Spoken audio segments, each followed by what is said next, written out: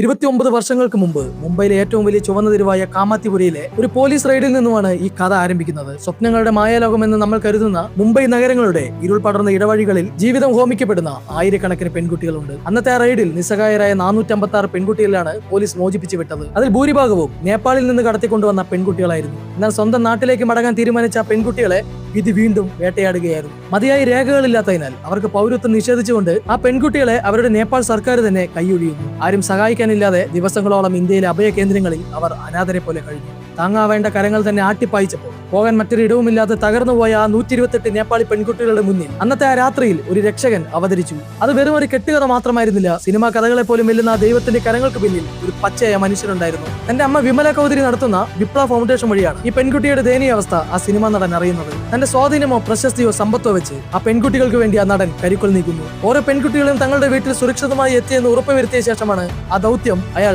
അവസാനിപ്പിച്ചത്. ആ പെൺകുട്ടികൾക്ക് തിരികെ പോകാനുള്ള വിമാന ടിക്കറ്റുകൾ, യാത്രാ സൗകര്യങ്ങൾ, നിയമപരമായ അനുമതികളെല്ലാം ആ മനുഷ്യൻ തന്റെ സ്വന്തം ചെലവിലേറ്റെടുത്തു. നീണ്ട 20 വർഷക്കാലം ഈ വാർത്ത പുറംലോകം അറിഞ്ഞതേയില്ല. തിരിച്ചൊന്നും പ്രതീക്ഷിക്കാതെ താൻ ചെയ്ത സഹായം ഒരു പരസ്യമാക്കി മാറ്റാൻ ആ യുവാവ് തയ്യാറായിരുന്നില്ല. അന്നത്തെ 128 പെൺകുട്ടികളിൽ ഒരാളായിരുന്നു ചരിമായ തമാങ്. അന്നത്തെ ആ നരകത്തിൽ നിന്ന് രക്ഷപ്പെട്ട ചരിമായ പിന്നീട് നേപ്പാളിലെ ഒരു പ്രശസ്ത സാമൂഹിക പ്രവർത്തകയായി മാറുകയായിരുന്നു. 2013 അവർക്ക് ലോക പ്രശസ്തമായ രമൺ മക്സസെ അവാർഡ് ലഭിച്ചതിനു ശേഷം ഇറങ്ങിയ ഒരു ഡോക്യുമെന്ററിയിലാണ് തങ്ങളെ അന്ന് രക്ഷിച്ച ആ അജ്ഞാതനായ ഇന്ത്യൻ സിനിമാ താരത്തിന്റെ പേര് ലോകത്തിനെ തന്നെ അറിയിച്ചത്. സ്വന്തം പ്രൊമോഷന് വേണ്ടി എന്ത് തറവിലയും കാണിക്കുന്ന ഇന്നത്തെ സോഷ്യൽ മീഡിയ യുഗത്തിൽ നിശബ്ദമായി 128 പെൺകുട്ടികൾക്ക് വെളിച്ചമായ ആ മനുഷ്യൻ മറ്റാരുമായിരുന്നില്ല, നമ്മുടെ സ്വന്തം ആക്ഷൻ ഹീറോ സാക്ഷാൽ സുനിൽ ഷെട്ടി.